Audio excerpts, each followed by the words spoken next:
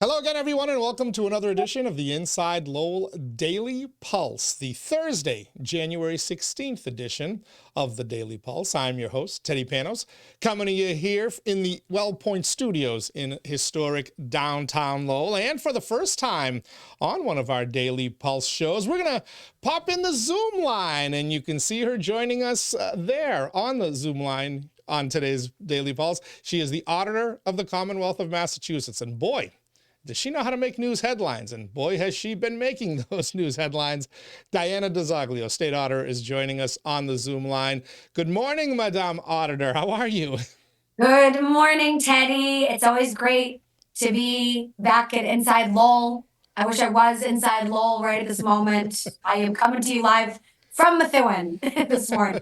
Well, Methuen, Lowell, not that far away, and you've spent plenty of time. It's What, Lowell, 12 your second minutes? home. 12 minutes. You're 12 minutes from me. I timed it. There we go. Well, you should come visit more often, actually. Yes, yes. I am actually downtown pretty often, but this morning we're rushing around. We do have the governor's state of the state to attend as well. So thank you for zooming to make this a little bit easier to make sure we could chat. And I'm excited. I'm excited to chat with you and to hear all of your questions. Well, we're excited to have you here, and because you've been making news and the people around you have been making news, we'll get right to it all. Quickly, let me just remind everybody you are watching the Inside Lowell Daily Pulse, brought to you in part by Real Estate Ray Booten. If you're looking to buy or sell a home in Massachusetts or New Hampshire, or a commercial property for that matter, or if you want one of those properties appraised in both of those states, Real Estate Ray Booten is your man. We also remind you that we're coming to you from the WellPoint Studios. WellPoint is the only health plan offering health care benefits exclusively to Massachusetts GIC members. At WellPoint, your whole health is their whole point. We thank our friends at WellPoint. We thank Ray, and we'll tell you about the rest of our sponsors in just a little bit, but let's get right down to it now with State Auditor Diana DiZoglio. Of course, what everybody seems to be talking about and all over the Boston media and everywhere else is, what is the status of your attempt to audit the legislature? You ran on that. That was your central campaign theme back in 2022. You won the race, and then you kind of got forced to put a ballot initiative on there because the legislature was fighting those efforts, and you won that overwhelmingly as well. Just a few months ago in November, I think 72%, close to 3/4 of the voters in Massachusetts said they agree with you. They want you to audit that legislature. Well, here we are. It's January 16th, Thursday, January 16th. They're not cooperating, are they? They're not cooperating, Teddy, and you hit the nail on the head. I mean, your rundown of the past occurrences and situations that we've been dealing with in the auditor's office, pretty accurate there. So thank you for paying attention to what's been going on. Look, first and foremost, I just want to say thank you to every single person who has been fighting this fight alongside of the auditor's office. I think a lot of folks that I originally started talking to about this effort, those first moments, a lot of folks didn't really even know what the auditor's office did during that time period, and we have this whole movement that has ensued since that time period a few years ago now. And I think that it's really inspiring and encouraging to know that so many people have come alongside of these efforts and taken it upon themselves to advocate, to stand up for what they believe is right, and to push for meaningful and bold change in our state government, namely on Beacon Hill, namely in our legislature. And I think the reason why folks are doing that, Teddy, is because folks, regardless of Democrat, Republican, liberal, conservative, or anyone in between, folks are fed up with the shenanigans. They want to know how their tax dollars are being spent. They want to know that there is transparency and accountability in a government that they pay for. And it's very clear that they don't have those things right now. It's very clear that a handful of elected officials up on Beacon Hill hold too much power right now, and that they are abusing the power that they have, that they are weaponizing our Constitution against us as residents of the Commonwealth. and that they are doing so for their own self-interest and not for the interests of the everyday working person out here in our communities. So folks have come together, regardless of party affiliation, to support this initiative in particular to audit the Massachusetts legislature. I never thought in all of my years serving as a state representative, serving as a state senator, that an audit was going to be the thing that brought everybody together. But here we are, and it is what brought people together. And I think it's about, the fact that it's a basic, component of accountability in state government. If you're not agreeing with receiving an audit, what are you hiding? This is something that, again, it crosses those party lines. Republicans and Democrats want good government, regardless of where you stand on other policies. We all want good government, and we all want elected leaders that we can trust to do the right thing, even if we disagree with them from time to time on a certain policy. So folks have come together. They really pushed for this. They went out, they collected thousands and thousands and thousands of signatures. Volunteers from across the state collected over 100,000 signatures, standing out at grocery stores, standing outside your post offices. And we got this issue on the ballot. It passed on the ballot overwhelmingly. And now what we're seeing is we are seeing lawmakers in a bold-faced, arrogant manner continue to break the law that we advocated for, supported, voted for, and passed through the right process. We went through the right process, and lawmakers on Beacon Hill continue to essentially snub the voters of this Commonwealth. And it is incredibly disappointing and disheartening to hear some of the comments that we've heard recently, comments from powerful lawmakers like the Speaker of the House, who recently said he believes that compliance with the law is in the eye of the beholder. That was very Bill Clinton-ish, wasn't it? Right? It depends on what is. It honestly is something that was so disappointing to hear out of our speaker. People who get pulled over by police officers on the side of the road for speeding, for example, I'm sure don't get to look back at that police officer and say, "Oh, excuse me, officer, compliance is in the eye of the beholder." Or if somebody comes into one of our small businesses, a small restaurant, for example, Teddy, and says, you need to be in compliance with the law here. You're not meeting public health standards or public safety standards. The Athenian corner doesn't get to say compliance is in the eye of the beholder. And, it's very, very concerning that lawmakers believe that they are held to a different standard and that they have been bucking the system and this law so strongly and so arrogantly, especially with such a strong mandate of nearly 72% of voters saying that they're supportive of this. I'm going to play devil's advocate for a little bit here, because over the last week, the state Senate last week kind of released some things. They have some questions for you. They're not averse to the audit, but there's some boundaries that they want to see set. And then the Attorney General chimed in just on Tuesday. But going back to the Senate discussion, there's some talk about, well, what's the scope of this audit? What is the time period that you're looking for? I want to start, though, with the law that was passed. When a ballot initiative is passed, it becomes a law. And to me, it's ultimately one of probably the most sacred type of laws, because the people passed it, not even the representatives. What did that question specifically give you the authority to do? And did it place any limits on that, whether it's scope or time frame or whatever? Was anything there that would limit the scope of your audit in that ballot initiative? There are no limits on the audit that we would conduct of the legislature that are different from any other audit that we would conduct of every other state entity in the Commonwealth. And the law that was passed simply just added in, including the general court itself, to the language of the current law. So nothing about our audits changed. And respectfully to my esteemed colleagues in the Senate who sent that letter, if they wanted to, they would. So it's very nice, as always, to hear pontifications about how they supposedly want to eventually comply with something that they themselves think is appropriate. I remind them that they are called to comply with the law and not with their own opinions about what they feel like turning over to the auditor's office.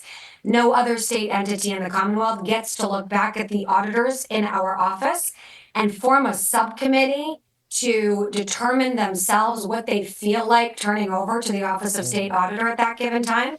Could you imagine if the Department of Children and Families, when we recently went in to conduct an audit of how children's medical treatment and mental health services were being provided by DCF, if they turned around and they told our auditors, sorry, we're not going to give you this, that, and the other information, we'll only give you this, and we don't think that you should be looking at how we're providing children's medical treatment. We think that your scope should be something else, and we think that you should look at some other issue that we've been working on, preferably something that we feel like we've been doing a better job at on behalf of the residents of the Commonwealth. But don't look over here. Look over here instead. And don't take these documents. Take these documents instead. Can you imagine? It would nullify the entire point of conducting an independent audit. The auditors in our office, they go in, they examine what we have identified as being areas of high risk that have been raised to our office as being appropriate to examine. The scope of the audits is determined by the auditor's office on behalf of the residents of the Commonwealth. It is not determined by the people or the agencies that are receiving the audit themselves, because that would be them determining the scope of the audit, the extent of what we examine, and what documents they're going to turn over. So respectfully, with my, to my colleagues in the Senate, I'm always happy to meet with them, but they still need to follow the law. And if they want to, as they did in the past, when they drafted their propaganda piece full of personal insults and character assassination comments towards me, and Secretary Galvin allowed that to go into the red book that you all received, that ballot guidebook, and they put their best foot forward in terms of insulting our office, making accusations towards me personally, and telling you why you shouldn't vote for this. They're welcome to do that again with this subcommittee, but that does not change the fact that this matter has already been decided. They are in violation of the law, and I am still pursuing legal action with the Attorney General's office. Okay. Say what they want to say. They're still violating the law, and they need to follow what people passed. Right. For clarification, are you asking for anything in this particular audit that you wouldn't ask of other agencies that you have been auditing and that the auditor's office, I mean, are you? There's some talk about there's constitutional separation of powers, but let me put that aside for a second. In terms of what you're asking for, is it really all that different from the types of documentation and information that you're asking of, say, the universities or DCF, as you've cited, or any other agency? We were very well aware that the state legislature was going to try to, again, use the excuse that they're concerned about a separation of power and that the auditor's office is somehow overstepping into their lane of their own decision-making authority. First of all, let it be known we only audit what's already happened. We don't, we're not going in and inserting ourselves into their ongoing meetings where they're discussing policies currently, where they're making current budgetary decisions. Our auditors are not FBI agents. They don't just waltz in. They can't just take computers and laptops and walk out with them and do a forensic analysis. They don't just take people's cell phones. They don't toss desks, right? They look at process, they look at procedures, and they look at financial components of different state departments. And what we have asked for, and we did this purposefully, okay? What we have asked for in these initial days, to make sure that legislators couldn't even possibly come up with some sort of an excuse. But yet they have. But what we've asked for is nothing more than information pertaining to contracting and finances. Nothing more. So we have asked for things from them that are a matter of public record in every other state entity that follows the public records law. If I asked for these documents from, again, DCF, the MBTA, or any other state entity, if you asked for these documents in any city or town, they would be required under the public records law to give you the documents that you requested. And those are the types of documents that we've requested. We've requested financial and contracting information only. Have you? So it is absurd that they are still kicking and screaming at this, and they're citing all of these supposed challenges, and that they're upset. They think this is a violation, and they have all these supposed questions. I don't buy it. It's just a way to delay, and we're letting the Attorney General's office know that we want these matters determined in court, and we want them to be held accountable to the law. Have you requested you've requested these files as part of the audit? Have you put in specific time periods for this? Because I noticed one of the things that Senate subcommittee that was set up to do, they wanted to know, well, what's the period? What's the scope? A cynic, which I have been known to be one on occasion, as my regular viewers will say, would think, boy, once I know exactly what date she's looking for, those documents could mysteriously disappear, or I don't know, those Well, they files could might be, get right? corrupted. They could be. And frankly, you know, I wouldn't be surprised if documents that we have requested, you know, some of them just don't exist for some reason, right? And there's some sort of an excuse, because let's be real. Again, when I constantly remind folks, especially our legislature, that we are not the FBI, that is a statement that I say to, you know, allow people to know that we do have limitations. We do have limitations. We are not all powerful. We cannot get access to documents that agencies or departments claim don't exist. We do have administrative subpoena authority to be able to require the production of these documents by seeking that determination in a court of law. But Teddy, if those documents are deemed not to exist or they have been destroyed, you know, we can't force documents to be produced that don't exist, right? So certainly folks could be destroying or losing documents. And that is why it's very important to move these things along, to give us the best chance of getting access to different documents that our office needs to be able to do its job. We certainly don't want to hear that during the course of these last few years, while we've been having this debate, that certain documents that we need just happen to have been lost, right? And that has happened in other state entities that we've audited, where we have heard back from people that they don't have the original bid for a very important state contract worth a lot of state money, that they just happen to not have that document for us to review.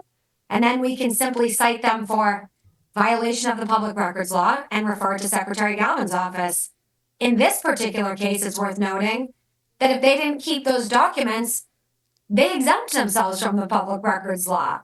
So they're not even actually required to maintain these documents. So we are basically looking for any sort of semblance of transparency and accountability in this process, and keep getting denied that on behalf of the taxpayers. And that is really, really disturbing. And to be clear, you do not have any prosecutorial powers. Even if you were for some reason to get the records, uncover some criminal activity, wrongdoing, you cannot prosecute it. It then goes on to the Attorney General or whoever, right? We did find unlawful behavior at the Convention Center Authority recently, and all we could do was state that we found unlawful behavior at the Convention Center Authority. We referred it to the AG's office. I'm not sure the AG took any action on it. We found that an unlawful NDA was executed. We found that an unlawful state contract went out in the hundreds of thousands of our tax dollars, that it was done with no bidding process against the law. A contract was given out to a consultant friend, and we haven't seen, you know, whether or not anything was even done on that yet. So to your point, we do not have the ability to prosecute. We do not have that legal enforcement, law enforcement authority. That is the office of the Attorney General, who does have that enforcement authority. We are essentially public service journalists, so to speak, where we're able to report on what we find and then refer what we find by shining that light on that information, putting it out to the general public, and referring it to these agencies who do have the power to be able to enforce the law. And we have referred this lack of following the law and the state legislature to our office's Attorney General.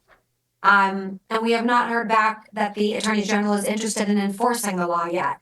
So we continue to advocate and yes, put the pressure on the Attorney General's office to take a strong position in support of the people of the Commonwealth and enforcing the law. And I have heard comments recently that the Attorney General, has some frustration with the way that I am advocating, and that is certainly her right to have that frustration. I know a lot of people up on Beacon Hill are frustrated with me personally right now, with the way that I advocate, with how loud I am, with the fact that I speak to folks in the media like you when you invite me to join you. I join you. That bothers some folks up on Beacon Hill. They do not like that I speak to the media. They do not like that I get the message out to the general public. They do not like that I post on social media about our efforts because it puts pressure on them,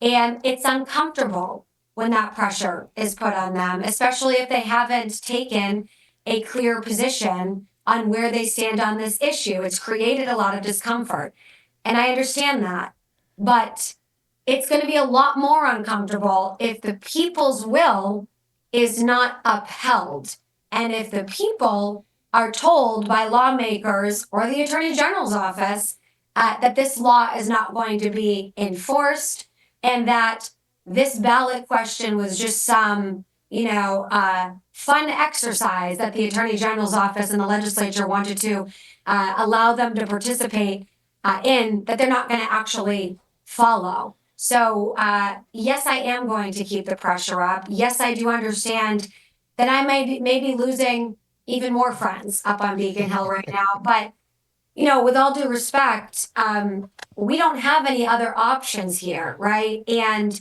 we do need the Attorney General to take a position. The Attorney General came out and said that, very strongly, I might add, regardless of where anybody stands on this issue, took a position saying that she was going to sue any city or town that did not comply with the MBTA Communities Act. Now, those are local governments. She took a position that she, as a government entity, was going to sue local governments, government versus government, who did not comply with a law that she very strongly supported. And she was going to take communities to court over that. She's made that statement. She has pushed for that right to sue cities and towns into compliance with a law that she believes in, that she believes very strongly in, that she believes is the right thing. Now, I have heard from the Attorney General's office that we have to go through this process in her office. And while I agree that we need to go through the process, and when we very much have been going through the process in her office, because, it's seemed as though it's been insinuated that that process is not being gone through. We are going through that process. We have been going through that process. We've repeatedly actually gone through that process.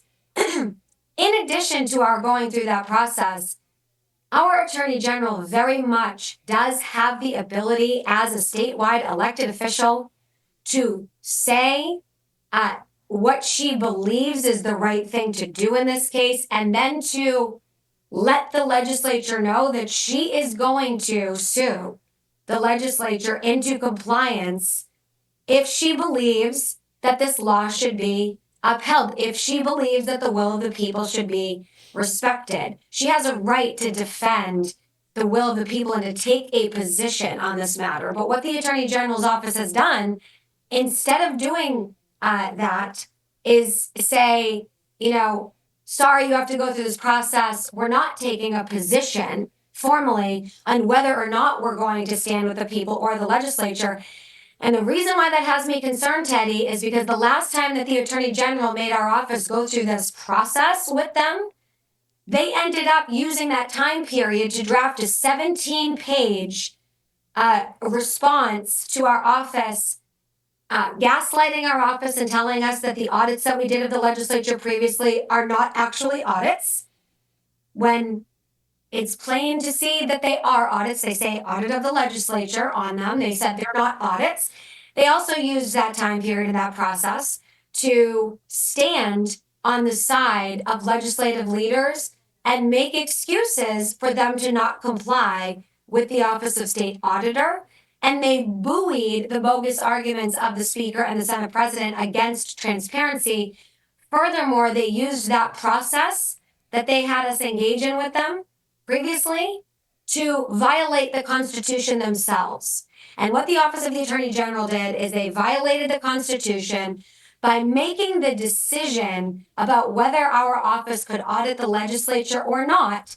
They made that decision on behalf of a court, violating the separation of powers, exercising the power of the judiciary. Our Attorney General is not a judge. No one in the Attorney General's office is a judge. Nobody in my office is a judge. Nobody in the legislature is a judge. And in terms of serving on the bench currently. So it is up to the judiciary to make these decisions. And what we've seen out of the Attorney General's office up to this point, and what has me concerned and sounding the alarm bells on this in a way that I know is annoying to their office right now, is the fact that they have decided this matter previously and blocked my access to a court and said, we're not giving you access to a court. We're deciding what your office is going to be able to do. And we are going to act as the judiciary and tell you that you're not allowed to audit the legislature.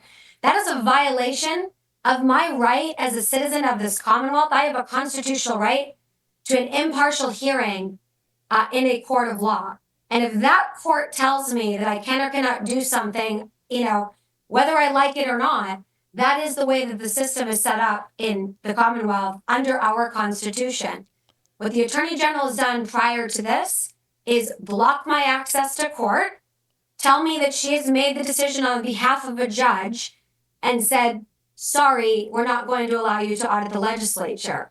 Now, I am concerned that history will repeat itself.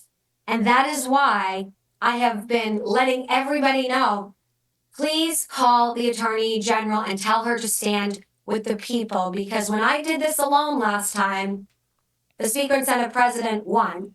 But now we have 72% of the folks in Massachusetts who voted in support of this. And it's no longer just me, and just the Speaker of the Senate President having a disagreement. It is now the people of the Commonwealth who have given a mandate that this occur. So I hope that the Attorney General has a change of heart. I hope that she represents us in court. I hope that she stands up on the side of the people, that she lets the legislature know that she will sue them if they do not comply with this. And if she doesn't, I believe it's a missed opportunity for our Attorney General to stand up for the people. But at the bare minimum, my request from our Attorney General is that she not block my office access to the court this time. And that she at least, even if she doesn't want to support us, that she at least give me access to the courts so that we can advocate for the people ourselves and do our best to make sure that this law is enforced. All right, I want to talk a little bit about what the Attorney General said just on Tuesday. We're chatting with State Auditor Diana DiZoglio. She's joining us here on the Inside Lowell Daily Pulse. Going to get back to our conversation in a quick moment. Just want to remind you that this Daily Pulse is brought to you by Real Estate Ray Booten. If you're looking to buy or sell a home in Massachusetts or New Hampshire, or if you're looking to have it appraised, or a commercial property for that matter, Real Estate Ray Booten is your man. realestaterayBooten.com is the web address. Thank you as well to our friends at WellPoint. We're coming to you from the WellPoint studios. At WellPoint, your whole health is their whole point. Washington Savings Bank, banking that feels like home. Make the switch now to Washington Savings Bank. TMI Properties, quality and value at every price point. Find your perfect space at TMI.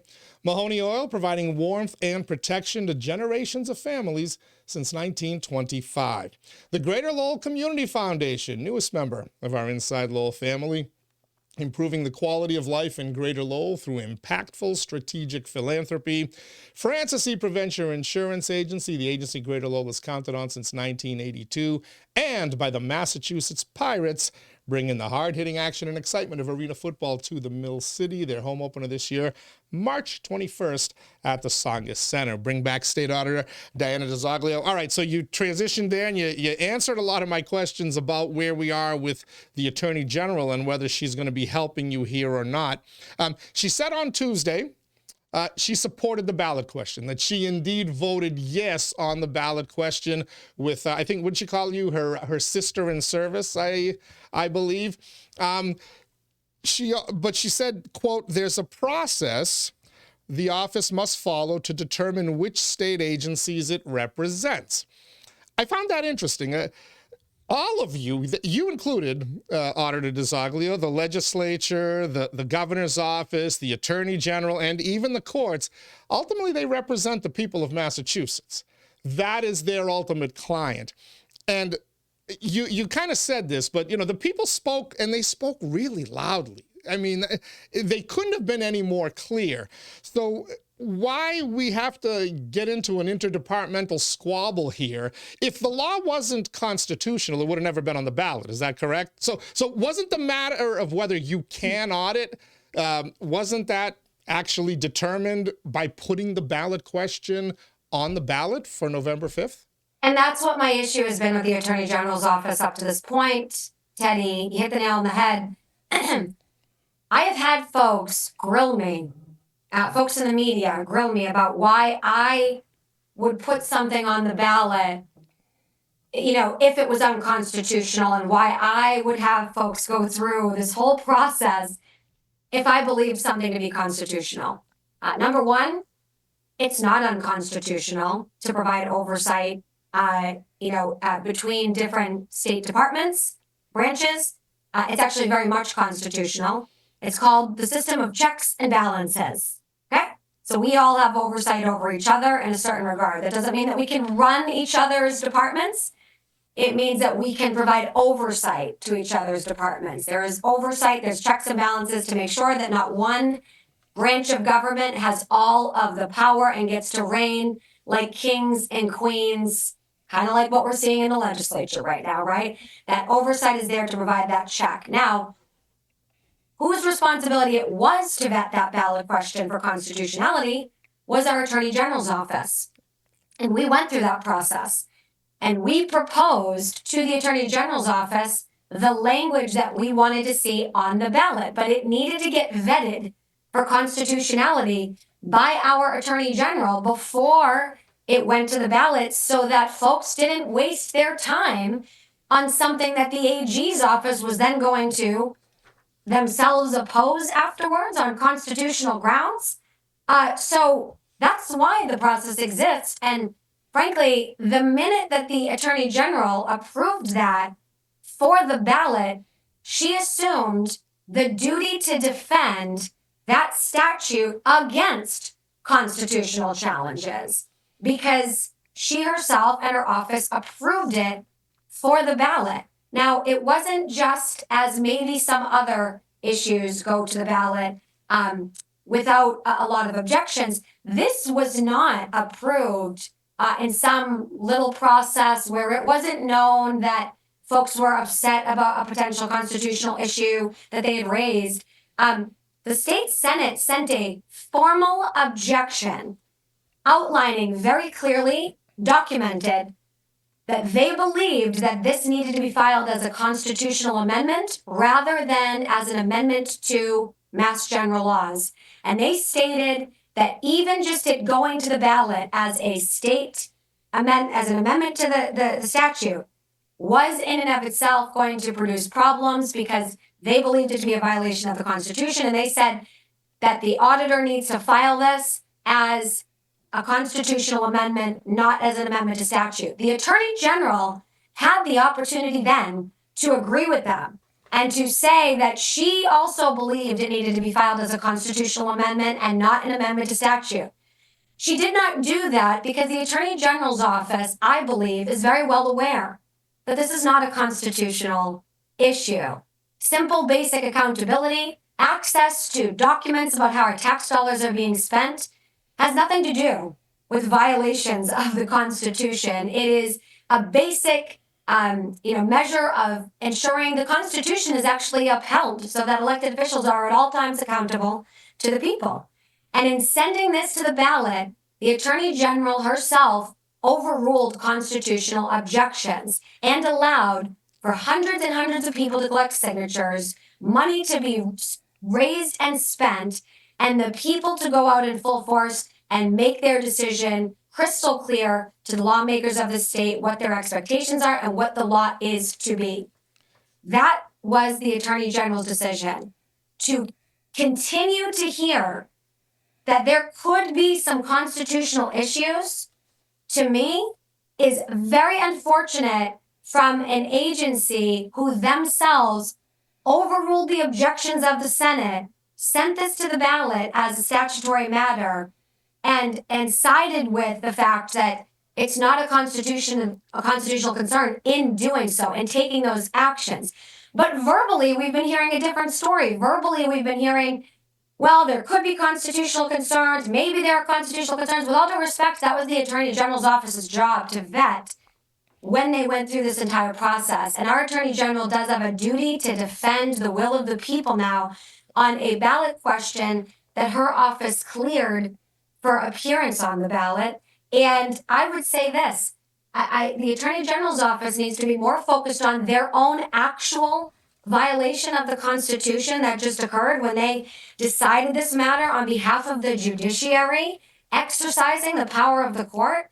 They need to be focused on their actual violation of the Constitution and making sure that that doesn't happen again, rather than on some potential, eventually, maybe down the road, violation that our office may get into that really needs to be decided by a court and not by one of my colleagues who holds elected office. None of my colleagues who hold elected office should be making decisions on behalf of the court. We are elected officials. We are parts of parties. You know, I'm a Democrat. We have Democratic elected officials, Republican elected officials up at the State House who have party affiliations. We are not to be making decisions on behalf of the judiciary as elected officials. We can take a position, we can advocate for those positions, and we can defend those positions. But those are positions and opinions nonetheless. They are not decisions on behalf of the judiciary.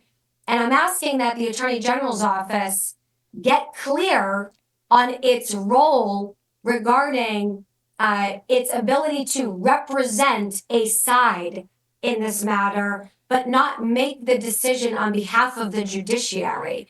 And I need the legislature as well to get clear that their role is to follow the law, not continue to pontificate about their feelings about what the Constitution says. It's not their decision. It's not their role to decide what the Constitution says. It's a judge's role to decide what the Constitution says. And hopefully we get a judge that wants to stand with the will of the people and that wants to support what is ethical and what is moral on behalf of the taxpayers of this state. Hopefully we get a judge who wants to support what is right, because there is a clear,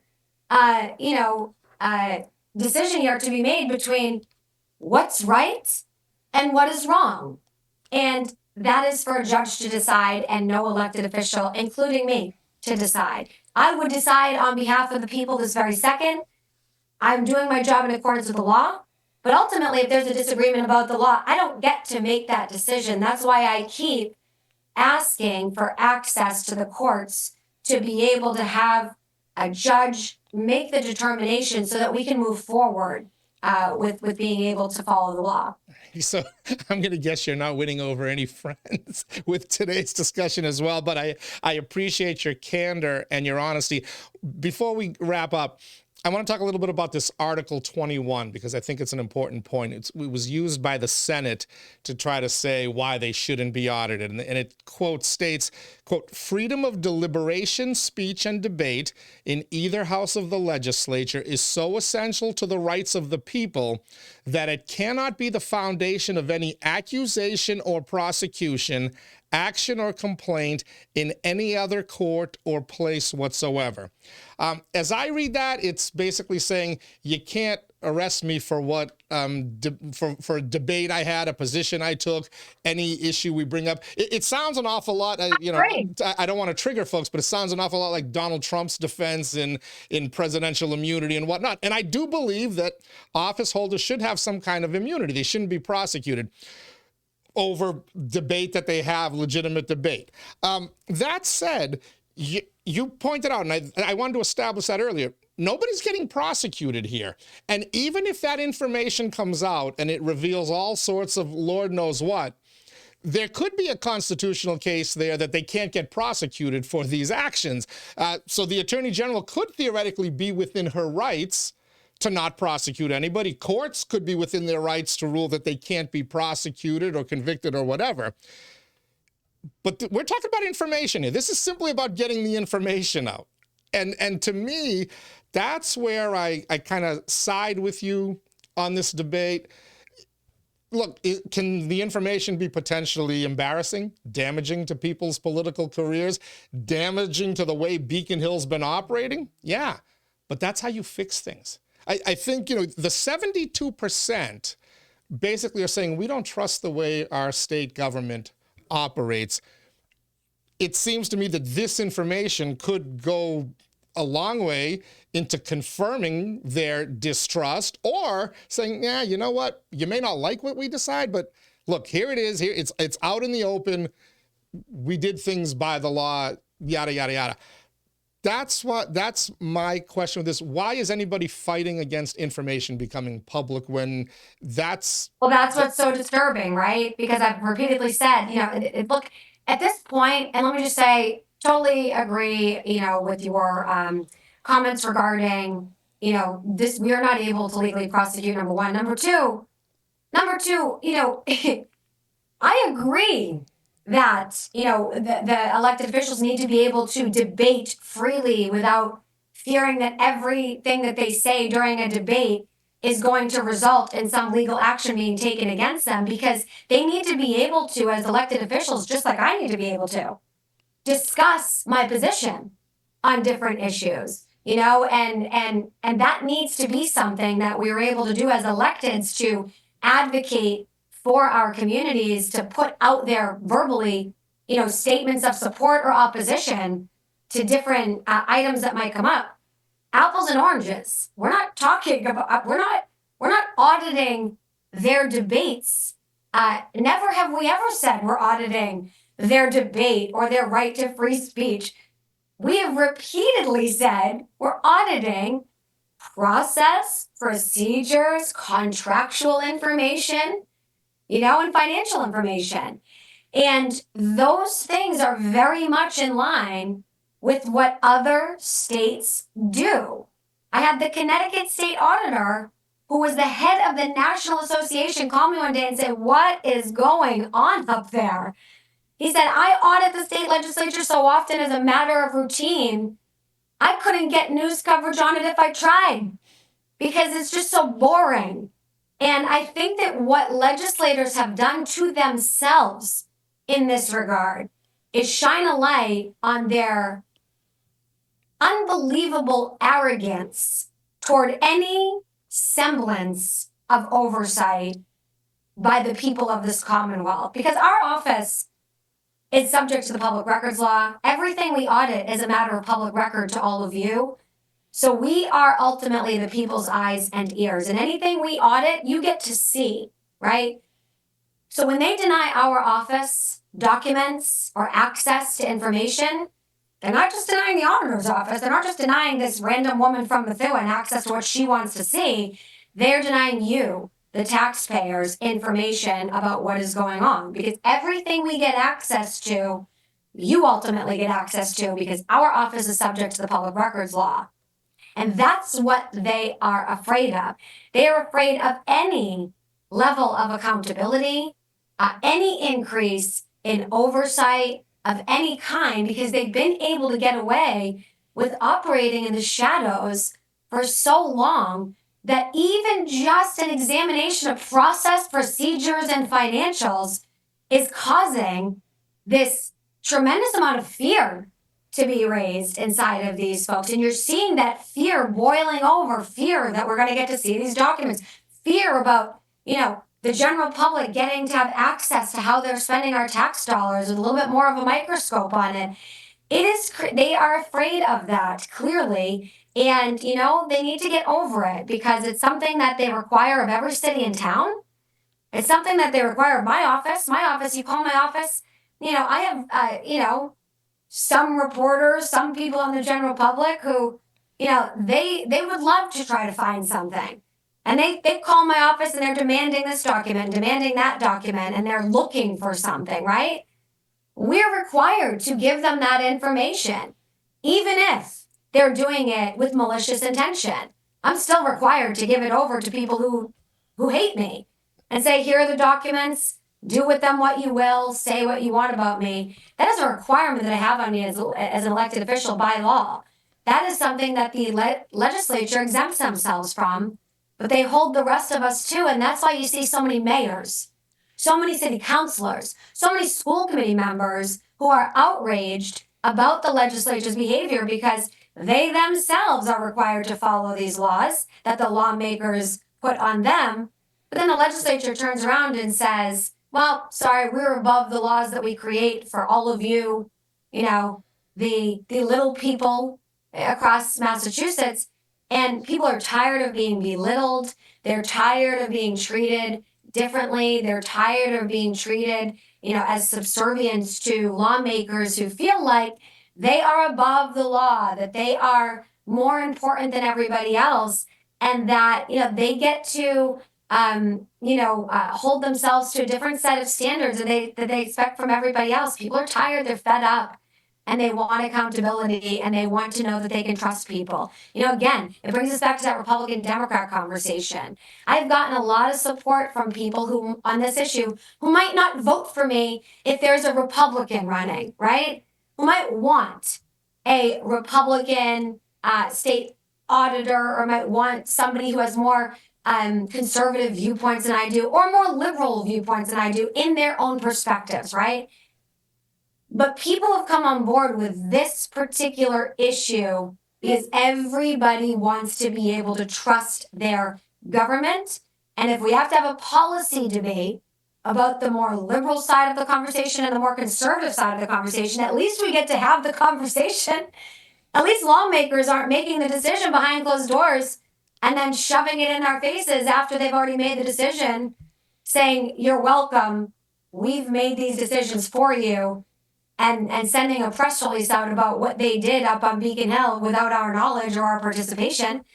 People want to be able to participate in a democratic process, and that's what this boils down to. I know you got another meeting to get to, so just quickly, where do you go from here? You mentioned whether the Attorney General supports your efforts or not, and she demands it, you at least want to be able to go to court. And I guess, does the Attorney General have the right to block you from going to court to get these documents? We will get sued as a state if this is not allowed to proceed to court this time, is what I am hearing. There are already residents of the Commonwealth who have come together who have made it crystal clear that should the Attorney General choose to block my office from accessing a court this time, that they are going to sue. And that will put the Attorney General in the position of defending the state against the people in this regard, potentially. So I hope the Attorney General, my sister in service, does not choose to side with legislative leaders and chooses to side with the people, because what a missed opportunity, that would be for our state, for us as elected officials, to be able to instill public trust and to show people that, even though these are the most powerful people in Massachusetts government, that we are willing to say it's wrong that you're breaking the law and not make excuses for their violation of the law.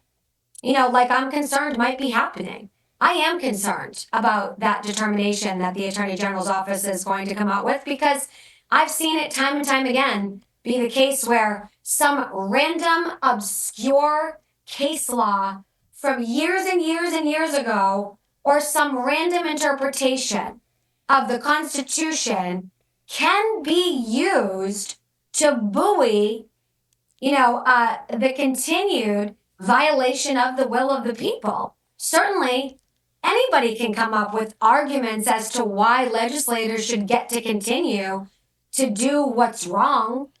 But I'm hoping our Attorney General doesn't choose to look for those arguments and then, uplift them in defense of the status quo and the leadership team of the legislature. I'm hoping the Attorney General is looking for the arguments to support the people right now and looking to defend the people, because that's the right thing to do, is to fight for what is right, what is the will of the people, And I am concerned. I am concerned that that may not be what's happening right now during this process. And these concerns are valid based on history, where we haven't gotten the support from the AG's office. So I have a way to ensure that the frustration with me personally is able to be resolved and we can all move forward. And that is to simply take a position in support of the people. And that way I don't have to keep on coming out and asking people to advocate and to call the AG's office, to call the governor, to call their legislators. Because people just have this issue resolved, right? Right. But regardless of what the ruling is with your office and the legislature by the Attorney General, if a private citizen files suit, can the Attorney General block that effort from going to court? That's I can't see that happening. So there's people who've threatened to file suit. One of those individuals and his organization was quoted in the recent news articles. One way or another, the court's going to have to decide. Now, personally, I think I wouldn't trust the court to side with the people on this ultimately, but at the very least, you or this issue will get its day in court. It's the process that exists, Teddy, right? And I do very much respect the process, and I find it unfortunate that it's been, alluded to in some way that, the process may not be being followed. No, the process is very much being followed. In fact, I have been pleading to go through this process and to go through this process in a more timely fashion, right? Because this is the law now. So, we are following the process. And look, I hear you. A lot of folks don't have confidence in the courts that they are going to make the right decision, side with the people of the Commonwealth, protect the Constitution in terms of, what it says regarding elected officials are at all times accountable to the people. The people have made their decision. Therein lies what the Constitution says right there. The people just made their decision. The Constitution says electeds are accountable at all times to them, and the people just made their decision on this. So that in and of itself speaks volumes. But, look, getting access to court, regardless of whether or not we get a judge, that is in support of doing what's right, or we get a judge who, is sympathetic to the plight of lawmakers and their friends. Hopefully we get, a process that lands us in a situation where there is someone who is a fighter for justice for the people. But regardless of whether or not that occurs, that's the only process we have, right? So we need to pursue that. We need to pursue our right to access a court. We need to pursue our right to seek justice, and make sure that we are being very loud, as frustrating and irritating and as annoying as it is to my good friends and colleagues up on Beacon Hill right now. We need to keep calling on them to take a position on this because, again, they could block us again from accessing the court. And until I hear that they're not going to do that, until I hear that they're going to take a strong position on this, then, yes, we are going to continue advocating. We are going to continue talking about this publicly, and the calls are going to continue to come into their offices. And if I lose friends over this, then I guess that, it is what it is. But it's, that would be unfortunate, but it is what it is. And, we all need to do our jobs. And I don't have law enforcement authority. They do. So I have to put the pressure on to ensure that happens, or the law will potentially not be enforced. And I'm certainly not going to sacrifice, the hard work that the people put in passing this ballot question, just to prevent a few of my colleagues on Beacon Hill from talking trash about me right now and being annoyed with me yet again. It won't be the first. Hopefully we'll be able to move on after this. And, it is what it is. I hope everybody does the right thing and that we can move forward, that the will of the people is upheld. I hope we're able to go to court. I hope, that the courts decide in favor of the people and justice is, what is the case here in Massachusetts. I am cautiously optimistic, Teddy. That's all we get, right? So we have to keep pushing forward. There aren't other options here. This is our option. It's the only option we have, so we're pushing for it. And it is tough, but it's necessary. So all right. Well, I appreciate you taking the time to join us. I got a hunch we'll have plenty more conversations because I think this is going to keep playing on out. But thank you for stating your case. Thank you for not holding back. Always appreciate it. And good luck in your efforts. I personally am siding with you on this. With the people. With the and people. I appreciate that. Thanks so All right. much, Teddy. All right, have a great day. You too, Madam. Great to be inside Lowell. Great to have you here, State Auditor Diana DiZoglio, joining us here on the Inside Lowell Daily Pulse. Well, you can hear, one of the reasons I've always liked her as an office holder is she doesn't hold back. And if she makes enemies, she doesn't. Regardless of what you think, she won't care. And, you know, you have to at least admire that. Ultimately, I wish our other elected officials would listen to the people. They do work for us. They, you know, when I hear these statements from the Attorney General's office about, well, I have to follow a process to determine which state agencies I represent. Well, how about you represent the people? Because ultimately those state agencies are us, me, you, the people. And the people spoke loudly. This wasn't 51-49. This wasn't a recount. This was an ass kicking. This was about 3/4 of you who voted in a high turnout year, by the way, a presidential year, saying, we want the auditor to look at some things that are going on out there because we don't trust the legislature.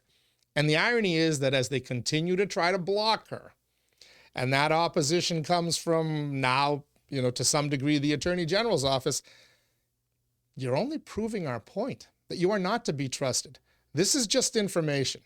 As embarrassing as it may be, as damaging as it may be to your political careers, it's information. Prosecution's a different thing. You know, if you did something in the normal scope of your duties as a state rep, as a state senator, or any other official, then you should have all the immunity in the world. If you're doing stuff outside of your duties, well, then that's a different thing. That's a separate discussion. How do you folks feel? Do you think the auditor is barking up the wrong tree here? Do you think she's asking for too much? Is she being too aggressive? Is she not being aggressive enough? We want to hear from you. Leave your feedback here on our Inside Lowell YouTube channel. You can also leave your feedback on social media. We post snippets of this on Facebook, on Twitter, on Instagram. We'd love to hear your thoughts. We'll share that feedback during tomorrow's Inside Lowell Daily Pulse. Speaking of tomorrow's show, Jo Marie Buckley from the town of Tewksbury will be joining us.